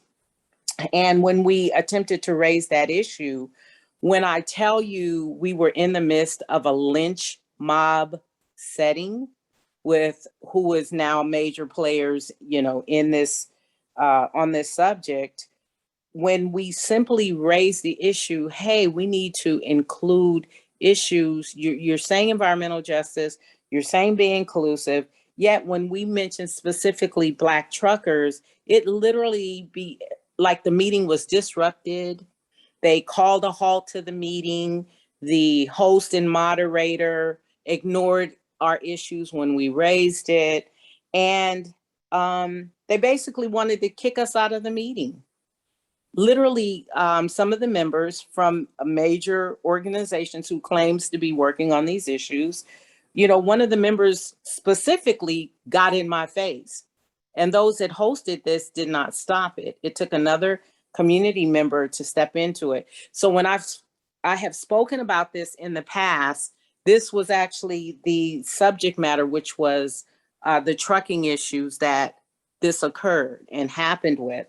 So, as we move forward in this, I'm hoping that Carb looks at the numbers when it talks about involvement of Black truckers, if we're talking about what is equitable, fair and equitable, or the inequities that exist. If you want a real true picture of it, my suggestion is that they look at the current numbers of involvement from Black truckers and do some historical research on it as well, but also requiring, if these organizations that get major dollars are going to be involved in this issue, that they must treat Black folks in these settings with the same respect that we treat them. We don't come at them personally negatively, but we do attack the issues. And none of us have ever been belligerent to individuals, although that's the treatment we have received. And we've always, been an advocate for these issues that actually impact all of us. We have stood in solidarity with many other minorities that are not Black and have fought for their issues. But whenever we step in and say, okay, now let's focus on Black specific issues, there is a problem. And it comes from other non-Black minorities, but particularly the white ones as well, that claim to be working on these issues. So that needs to be noted as well. Thank you. Thank you, Ladonna. Oh. Got it? You want me to do it? Okay. I just wanted to say, I appreciate that, Ladonna, and to be blunt and honest, I don't think that my team in particular has learned about the issues that are facing the Black truck drivers. And you certainly raise a very important point that we need to learn about that. And I appreciate you calling that out for us. And, you know, you've given us a good assignment to do some research, and we will definitely follow up on that and start to educate ourselves. So I appreciate that. With that, I don't see any other hands raised, Heather, so I think we can move on to the notes. Okay, thanks, Lachey. So at this point, we are going to share our notes for the evening and give a very quick summary. And I'm sorry, Amanda, but I can't find my notes, so I don't remember who I'm supposed to turn it over to at this point. Yes. Okay. Yeah. So I'm going to go Yes. ahead and share my screen right now. Please let me know if you guys can see it and if it needs to be enlarged. Okay. So you guys should be able to see my screen. We can. Okay. Can you make it larger for us, please? Yep. There we go. Okay, so essentially I have about a total of 17 total comments and questions from the community members. I'll scroll slowly across each of the pages. If you feel like anything was misrepresented or misrecorded, please let me know and I will go ahead and make that change. And yeah.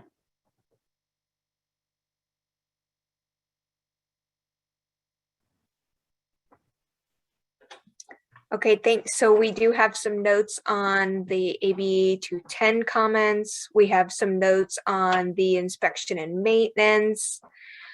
We do have some notes on the data that folks would like to see, including readiness of the technology and impacts of the trucks. We have some notes on the advanced clean transit rule, transportation rule. We do have some notes on the truck traffic and its impacts to your communities. We have notes on the drayage truck fleets. We have notes on the local air districts rules and in the conversation we had about that. We have some notes on the different fuel types with the trucks and the various directions that we have. We talk about the interaction of the rules. If we can address feasibility or quote unquote feasibility in our rules. We talked about the trucks speeding and the safety issues and needing to have the partnership with CHP and sharing information with them. We talked about the impacts of the trucks to Mary and her community in Manteca. We also talked about sharing information about the connection of what we're doing and the public health data associated with these actions. Back to some of the data, being able to show the data associated with the rules, and how it's important that we share those facts with everyone, which again, we will be doing a lot of that in the workshop next week. We talked about, went back to 210 a little bit and the ACF rule and support for the work. There was mention of the grant that EPA has and the recommendation that we ensure that not only are we helping to get monitoring in the communities, but we're also helping with grants. And we also talked about CalEnviroScreen and the changes in CalEnviroScreen, the impacts associated with our truckers and our Black communities and how that's different than other communities of color. I mean, we need to understand those differences. So Jazz has several pages of notes here, so please feel free to let us know if we missed anything. And certainly we will be posting these along with the recording of this evening so folks can watch it. And of course, please share with any of folks that weren't able to make it tonight. So at this point, I think we're ready to go to the final polling. Amanda? Yeah. Let me share my screen for that.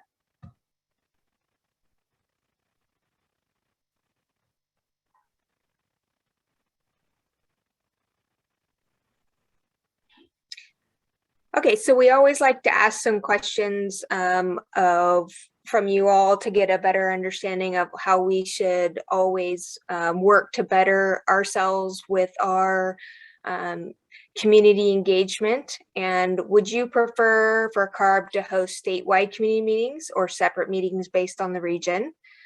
So we have statewide meetings, we have regional meetings or other.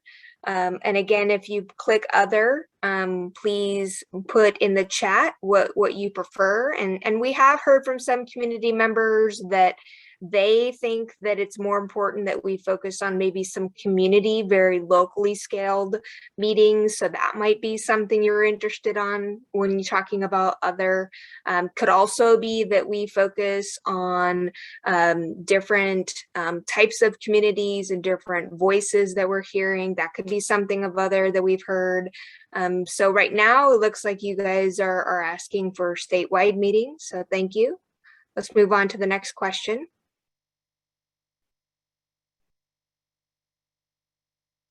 And what can Carb do to create a more inclusive space for community voices at this and similar workshops and meetings? So we're very interested in making sure that folks are comfortable with sharing with us, that they can feel included in the process.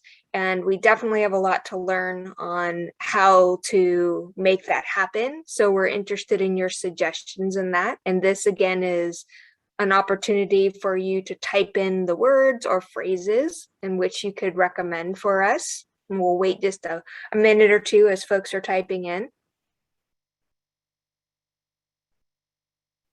So what can Carb do to create a more inclusive space for community voices at this and similar workshops and meetings?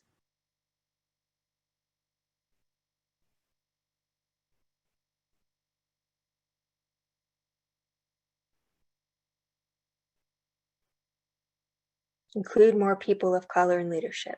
Thank you. Worked well. Not sure what would work well for others. Okay, thank you.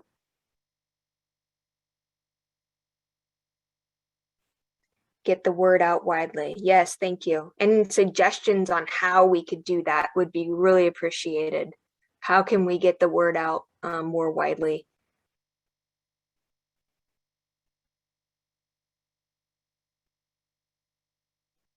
Thank you. Thank you all for your comments. Okay, let's move to the next question.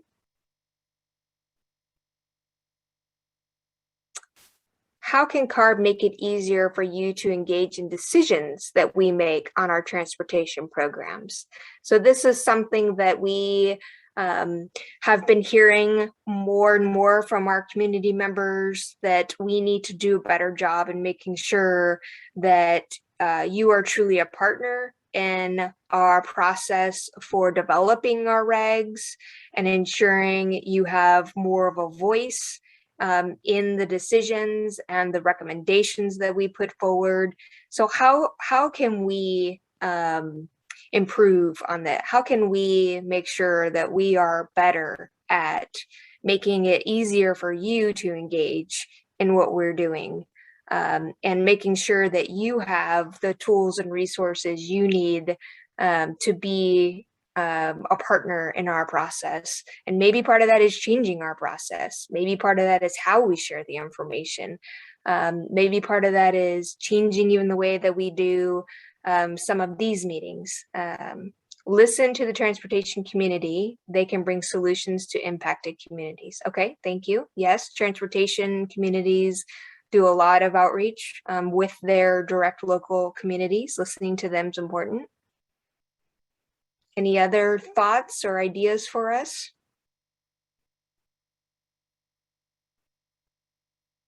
Okay, so let's move on. Oh, wait, really fast, getting the word out to communities most impacted through local council members, and using their email lists or getting it out in community letters. Maybe put the word out to talk shows like Air Talk. Oh, yes, great idea. Yeah, we've had some opportunities to do a few media radio shows and talk shows, but a great idea on contacting the council members and asking them to help. Thank you for that. Especially in our communities that have steering committees. I mean, we have some of the council member staff that are included, so great idea. Have a discussion about the issues affecting us on the talk shows. Yeah, good point. Good question.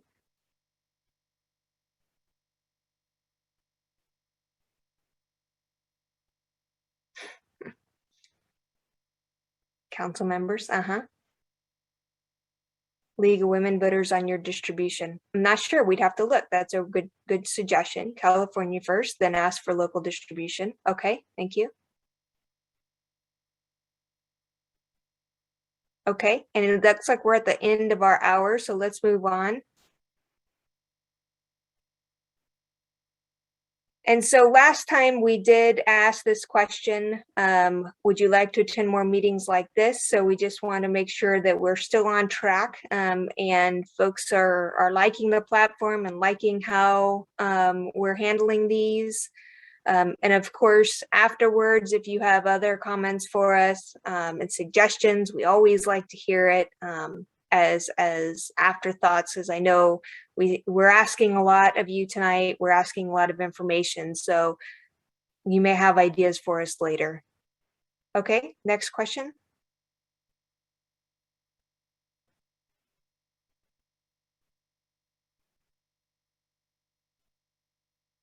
How can we make these meetings more beneficial? And then we'll probably go ahead and end the polling. So last question, how can we make these meetings more beneficial?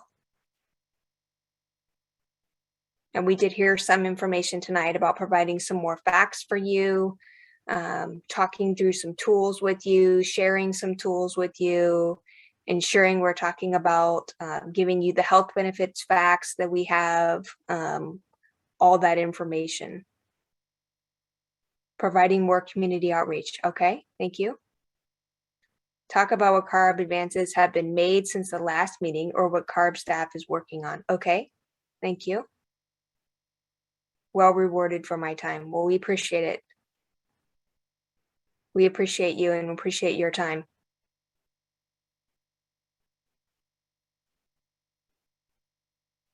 Okay, so let's go ahead and end the poll. Oh, make sure all community partners have a voice, not just EJ. Agreed. Agreed.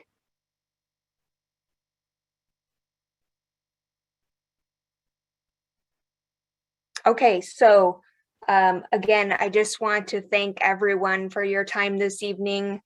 We greatly appreciate you spending your evening with us. We know that you have a lot on your plates, taking away from your family time, taking away from your personal time, your community time.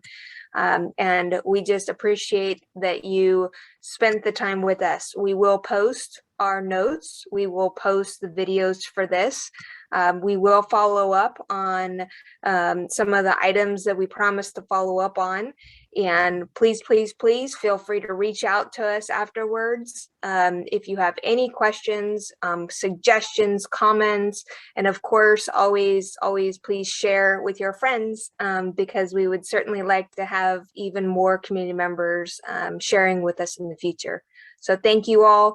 We will stay on the line for just a few minutes in case anybody has any last minute questions, but this is the end of our formal 2-hour community listening session. Thank you all. And I did want to note too, before you hop off, if you want to receive the follow-up email and information, send me your contact info, your email through the chat, and I'll make sure that we follow up with you and get you the certificate and recordings for this session too.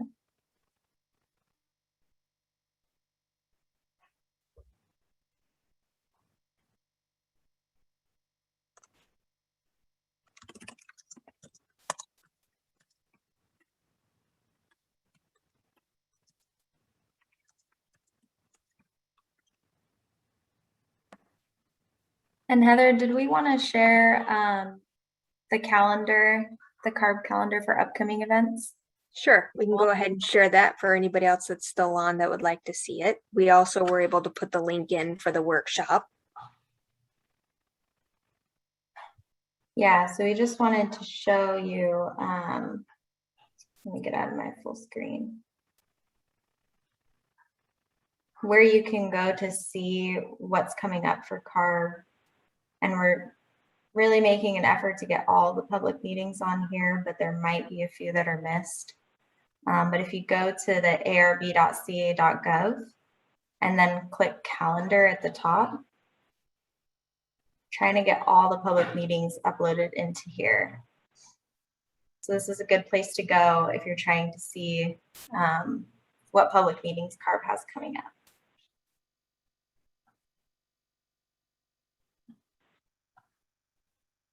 And again, that was just going to the homepage and then clicking calendar to get there. Yeah.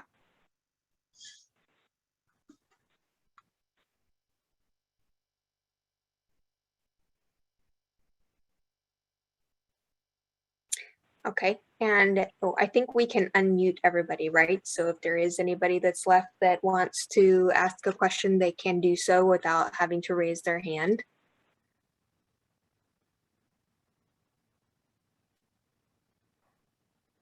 Yeah, I just enabled, so you can unmute if you'd like to. Okay, so if there's anybody left that would like to ask any questions, feel free to unmute.